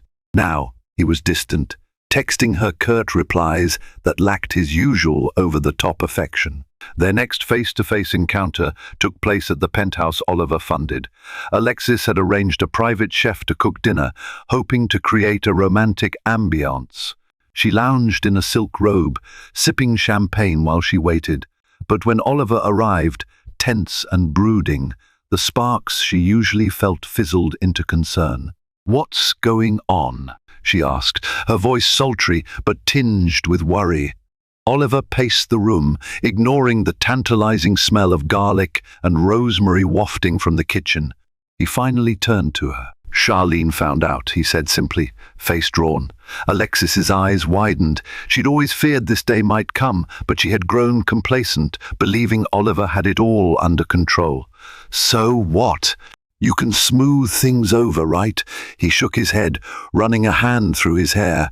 "It's worse than that. She's threatening legal action and public exposure." I could lose everything, my company, my reputation. She wants the money back, Alexis. Millions of dollars. Alexis's mouth fell open. She was not just an idle bystander in this drama. If Oliver's finances were frozen or compromised, she'd lose the lifestyle she'd grown to love. "What about me?" she demanded, voice sharp with panic. "We have a lease here. Is she shutting that down too?" Oliver nodded grimly. "Yes, she wants me to cut ties immediately." Alexis's lip curled in frustration. She had no intention of giving up her penthouse or the benefits she reaped from being Oliver's mistress. She'd invested time in him, in their brand of secrecy, and she wasn't about to watch it vanish. "Then fight her," Alexis snapped. "Hire the best lawyers. She can't just ruin your life because of a marital spat." Oliver laughed bitterly. "Marital spat? You don't understand. She has evidence of misappropriating her inheritance. She can press charges. The court will side with her, and I'll be labeled a thief." Alexis's expression hardened. Fear and anger churned within her. "You told me you had this under control, that your marriage was more of a facade, and you could get the money whenever you wanted." He flinched. "It's complicated, Alexis. Charlene's father was a powerful man, and she inherited not just money, but influence. People are lining up to help her, and she's pregnant with my child. Even the optics of that are damning for me." Something unreadable flickered in Alexis's eyes, perhaps a momentary guilt. Then, just as swiftly, it was replaced by self-preservation. "What do you plan to do? Beg her forgiveness? Maybe you should just divorce her. Then we can finally be together openly." Oliver glared at her, frustration welling up. "Don't you get it? A divorce would be a nightmare right now. She'd drag me through the courts, and I'd lose all support from my investors. They don't want to be associated with scandal. And with the baby on the way, she'd get sympathy, and I'd be a pariah." Alexis sighed, sinking onto the tufted velvet couch. "Fine, you handle the legal mess. But don't expect me to sit around waiting. I have to protect my own interests." Oliver stared at her, realization dawning that Alexis's devotion was as conditional as her lifestyle was extravagant. He had hoped for support, maybe an embrace that would ease his anxiety. Instead, her cold practicality only underscored the fact that she was with him for what he could provide. "I can't keep funding everything," he admitted, voice weary. "Charlene wants the money returned. I'll try to stall, but eventually I have to close deals to pay back what I took." Alexis's expression darkened at the suggestion that the money flow might stop. She rose, crossing her arms. "You'd better figure out a way to fix this, Oliver. I'm not going back to some dingy apartment or giving up the lifestyle I've built. If you let her win, you'll lose me too." Her ultimatum hit him like a slap. He realized that in his quest for success and pleasure, he'd bound himself to two demanding women, one with legitimate moral and legal standing, and the other with a voracious appetite for luxury. As Alexis retreated to the bedroom, slamming the door behind her, Oliver sank into a chair, burying his face in his hands. In that moment, he felt the walls closing in. There was no easy path forward. If he complied with Charlene, Alexis would likely walk away, leaving him high and dry. If he fought Charlene, he risked public disgrace and possible legal ruin. Faced with these impossible choices, Oliver finally understood that his empire built on lies and grand illusions was on the brink of collapse. While Oliver floundered, Charlene assembled a circle of support that fortified her resolve. She confided in Laura Wilkerson, her trusted cousin and friend, who offered emotional solace and practical help. Laura connected Charlene with a public relations consultant, Samantha Layton, well known for handling high-profile scandals. Samantha had a polished demeanor, her every word measured as she addressed Charlene's concerns in her sleek downtown office.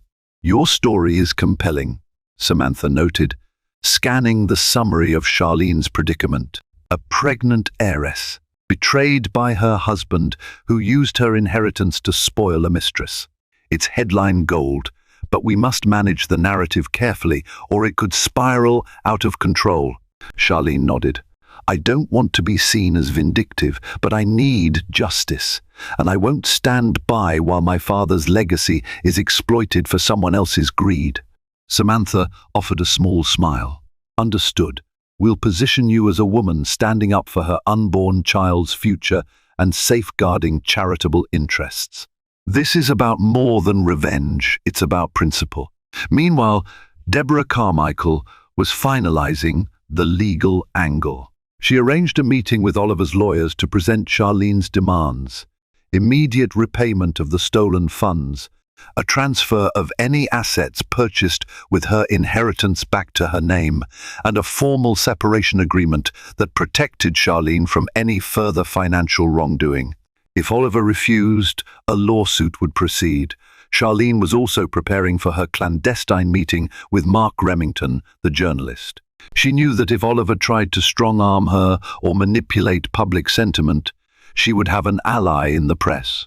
Late one afternoon, she slipped on a simple beige trench coat, pulled her hair into a low ponytail, and headed to a small cafe near the Los Angeles Tribune's office. Mark Remington was already seated at a corner table, nursing a cappuccino. He stood when he saw her, greeting her with a warm handshake. Charlene recognized the lines of age and experience around his eyes, a testament to his years in investigative journalism. They spoke in subdued tones, Charlene handing him sanitized versions of the evidence photos, financial documents, text message screenshots. Mark skimmed through them, occasionally raising an eyebrow. "This is thorough," he remarked.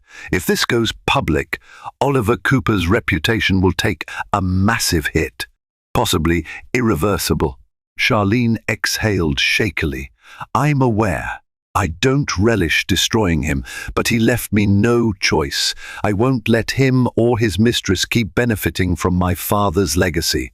Mark leaned in, eyes earnest. "I'll do this story justice. I owe your father a lot, and I respect you for how you're handling this. Just be prepared. Once it's out there, you can't control every headline." Charlene nodded. She knew the risk, but it was one she was willing to take. In the days that followed, Charlene continued her routine as if nothing were amiss. She attended prenatal yoga sessions, visited her doctor, and occasionally appeared at society luncheons. Yet beneath the surface calm, she was orchestrating the downfall of the man who had wronged her. Oliver sensed her quiet determination, and it made him restless. He spent hours on the phone with potential investors, desperate to secure funds to repay Charlene. But rumors started swirling that Oliver Cooper was in financial trouble, and potential backers grew wary. Alexis grew impatient too. She posted cryptic messages on social media about undying love, turning into betrayal, likely aimed at stirring sympathy. But the more her followers asked questions, the more Alexis retreated into cryptic silence, perhaps realizing that Charlene's wrath could explode any day now. And so the stage was set. Charlene stood, strong and resolute, armed with legal, PR, and journalistic firepower. Oliver flailed between desperation and denial, while Alexis feared losing her golden goose. The world outside remained oblivious for the moment, but soon the carefully constructed illusions would crumble in a blaze of public scandal. Charlene could almost taste the retribution, and she knew it would be served cold. The unraveling began on a crisp Wednesday morning when the Los Angeles Tribune ran a front-page teaser: high-profile tech entrepreneur accused of misusing wife's inheritance. Though the article did not name Oliver directly, those in elite circles recognized the clues pointing to Cooper innovations. Within hours, social media started buzzing.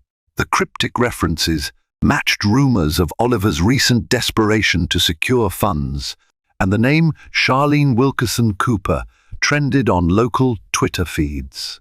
Paparazzi camped outside their mansion, trying to capture the first shots of the wealthy heiress at the center of the scandal. Oliver woke to a barrage of phone calls and texts from colleagues, investors, and even relatives who had read the story. He rushed downstairs, where Charlene calmly sipped tea at the dining room table, a copy of the Los Angeles Tribune laid out next to her plate. "What did you do?" he demanded, voice hoarse. She met his gaze unflinching. "I gave them the truth," she said simply. He inhaled sharply. "You've put my entire company at risk. Do you know how this makes me look?" Charlene stood, her pregnant belly prominent beneath her blouse. "Yes, I do. And you're the one who put us here. Now it's time to face the consequences." Oliver shook his head in disbelief.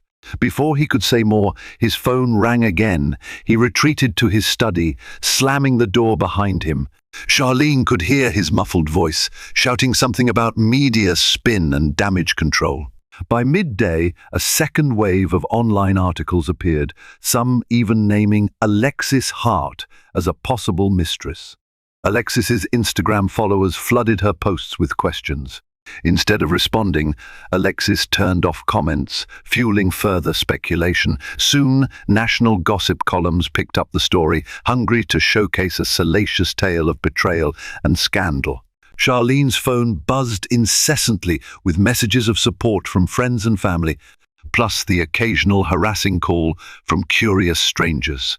Laura Wilkerson came by to check on Charlene, offering to help manage the chaos.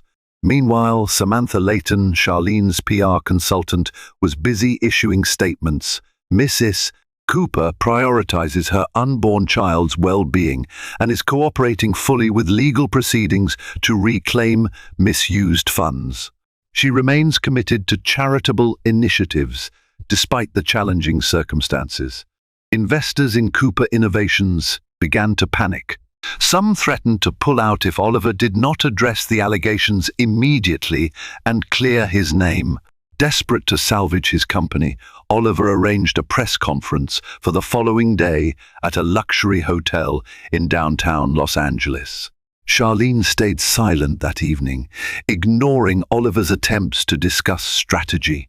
She retired to the nursery, gently running her hands over the crib she had picked out weeks ago, her mind replaying the chain of events that led them to this precipice. Though she felt a twinge of sorrow for the public nature of the scandal, her conviction held firm Oliver had to be held accountable. That night, the media frenzy exploded.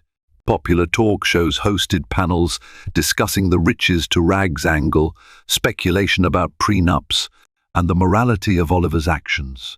On one late-night show, a comedian quipped, "Misusing your pregnant wife's inheritance to fund a mistress? In LA, that's like trying to swim with sharks while bleeding. Bad idea." Charlene went to bed early, telling herself that tomorrow would be the beginning of the end. As she switched off the lights, she felt the baby kick and whispered a promise to her child, "This chaos won't define us. I'll make sure of it." Outside, the press huddled in clusters, cameras flashing whenever a light turned on in the windows. Inside, the once luxurious fortress felt like a cage of secrets and sorrow. And somewhere across town, Alexis Hart watched her phone, dread filling her heart as she realized she was not merely a bystander, she was about to be publicly named and shamed as well. The next morning, Oliver stood behind a podium in the opulent ballroom of the Regency Hotel. He wore a tailored suit, trying to project calm authority, yet his hands shook as he adjusted the microphone. Rows of reporters, photographers, and camera crews filled the space, waiting to broadcast his statement live. Charlene opted not to attend in person. Instead, she watched the live stream from the comfort of her father's study, with Laura by her side. It wasn't her place to shield Oliver from the consequences. This was his mess. Clearing his throat, Oliver began, "I'd like to address the recent allegations circulating in the media. First, I want to make it clear that I have the utmost respect for my wife. Charlene Cooper, and her family legacy. Any suggestion that I have intentionally misappropriated funds is premature and not based on the full facts. His speech was carefully scripted, peppered with phrases like misunderstanding and temporary financial reallocation. He dodged direct mention of Alexis Hart, only vaguely referring to private matters that do not concern the public. Reporters unleashed a flurry of questions. Is it true you used your wife's inheritance for personal gain? Have you been unfaithful to your wife, who is pregnant with your child? What about the penthouse property leased in Alexis Hart's name? Oliver's calm facade began to crack. He tried to deflect, insisting that no wrongdoing occurred, but the wave of skepticism was overwhelming. The final straw came when a tenacious reporter from a local affiliate stood up and said, "We have documents showing your signature authorizing transfers from your wife's inheritance to fund the lease of Miss Hart's penthouse." "Care to comment?" Oliver stammered. The entire ballroom seemed to collectively hold its breath. Finally he mumbled, "I have no comment on Miss Hart's personal finances." Camera shutters clicked frantically, capturing the moment. Online, viewers mocked him on social media for his non-denial. Memes sprouted, picturing Oliver's sweaty brow next to the tagline, "No comment." From the study, Charlene watched, feeling an odd mix of triumph and sadness. This was the father of her child, after all, and seeing him humiliated publicly was bittersweet. But she reminded herself of the betrayal, the stolen money, and the mistress. Actions had consequences, and Oliver was finally facing his. After the press conference, Oliver fled the hotel amidst jeering questions. His phone lit up with missed calls and messages from business partners. He tried calling Charlene, but she didn't pick up. When she finally checked her messages, there was one tearful voicemail from Oliver, begging for a chance to talk. She ignored it, letting her lawyer Deborah handle all formal communications. News coverage that evening was brutal, with every network dissecting Oliver's shaky performance. Some panelists predicted a swift downfall for Cooper Innovations. Stocks tied to his ventures took a hit as anxious investors bailed. Meanwhile, tabloids emblazoned images of Alexis, dredging up her modeling past and speculation about her connection to Oliver. At a small bar on the outskirts of town, Alexis Hart watched the broadcast with a sinking feeling.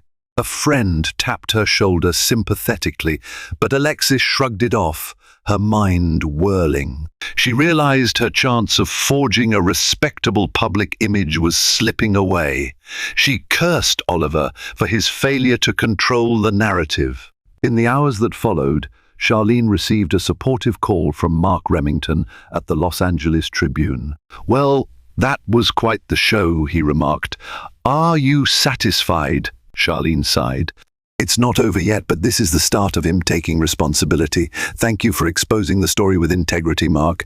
He wished her well, and Charlene ended the call, sinking back into the leather chair in her father's study. Laura squeezed her hand, offering a gentle smile. "You did the right thing," Laura said. "Your father would be proud." Exhausted, Charlene allowed herself a rare moment of vulnerability. She knew she was forever changed by this ordeal, but as she stroked her belly, she silently vowed that her child's life would be built on honesty, love, and dignity, everything Oliver had so woefully betrayed. In the wake of Oliver's disastrous press conference, Alexis Hart found herself at the center of a spiraling scandal. Hounded by trolls and abandoned by sponsors, she hid in the penthouse, watching her once glamorous life crumble. She repeatedly called Oliver, but he offered no solutions. His resources were now diverted to crisis management. Desperate, Alexis agreed to an exclusive tabloid interview, hoping to salvage her reputation. Her plan backfired spectacularly. She stumbled over her lies, contradicting herself on camera and exposing how deeply she'd known about Charlene's inheritance. The public turned on her, mocking her attempts at portraying herself as a victim. Brands cut ties, and her agent dropped her altogether. Realizing she had lost her golden ticket, Alexis packed up the designer items Oliver had bought her. With a final, scornful text to him, "I'm done. Good luck with your mess." She fled Los Angeles, leaving behind a ruinous legacy as the mistress who fell from grace.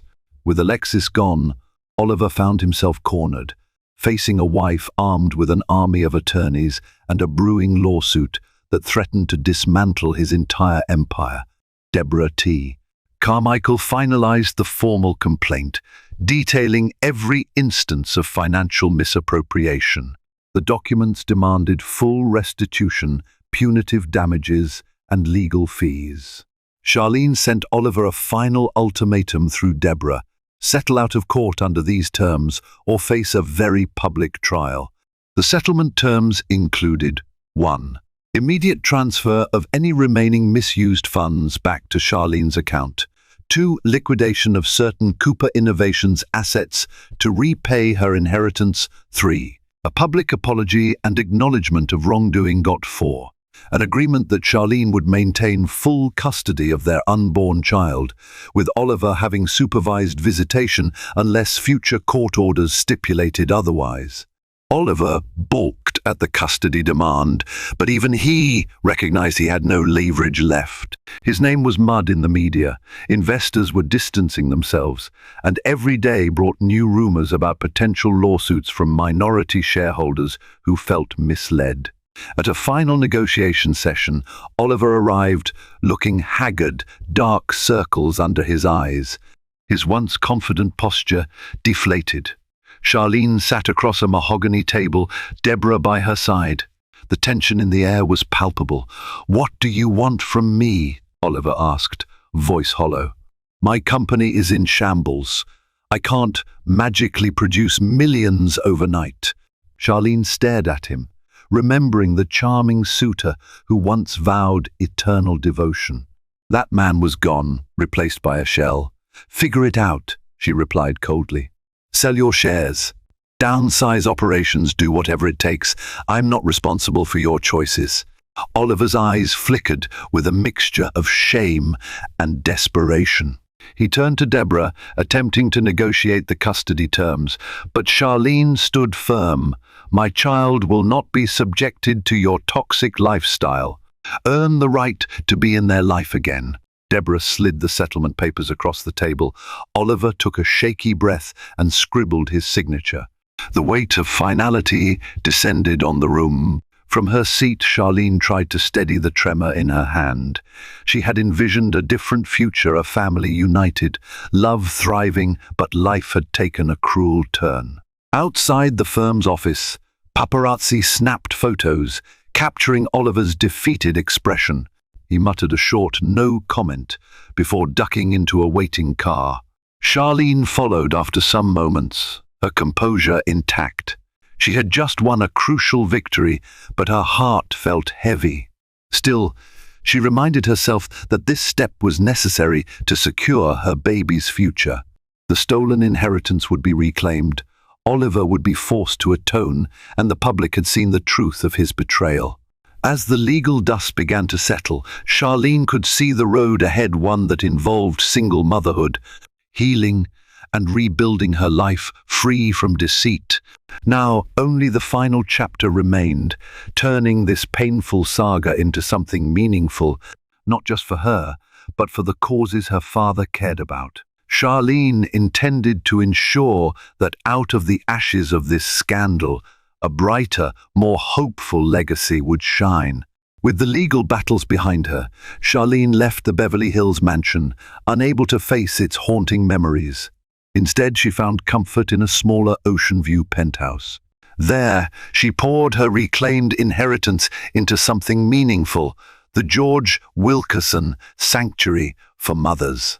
Housed in a restored downtown building, it offered safe shelter, medical care, and job training for expectant women in need. At the sanctuary's opening ceremony, Charlene stood before a modest crowd. Months of scandal and heartbreak had led her here, but she felt more empowered than ever. She publicly honored her late father's legacy, vowing that the foundation would extend hope to those most vulnerable. Oliver Cooper, left reeling by his downfall, sold off parts of Cooper Innovations to repay what he'd taken. He sent Charlene a letter admitting regret and asked to see their child someday. She didn't respond immediately. Trust would take time to rebuild, if ever. Eventually, Charlene welcomed a healthy baby girl, Georgina, named after her father. Holding her daughter in the hospital's soft morning light, Charlene was filled with renewed hope. She had survived betrayal and public scrutiny, emerging with a clear purpose to raise her child in a world guided by honesty, compassion, and her father's enduring spirit. And so ends the tumultuous tale of wealth, betrayal, and justice. Charlene's world was turned upside down when her husband, Oliver, funneled her inheritance into a luxury lifestyle with his mistress, Alexis. Yet, through heartbreak, legal warfare, and a media storm, Charlene found her resolve. She reclaimed not just her father's legacy, but her own power and dignity. Oliver and Alexis paid the ultimate price, public humiliation and shattered reputations, forced to face the consequences of their selfish desires. Charlene emerged stronger, dedicating her restored fortune to a cause that honored her father's memory. Even as a single mother, she found purpose in nurturing new life, her baby girl, Georgina, and helping vulnerable mothers in need. This story reminds us that while betrayal can strike like a thief in the night, resilience and truth can vanquish even the darkest lies.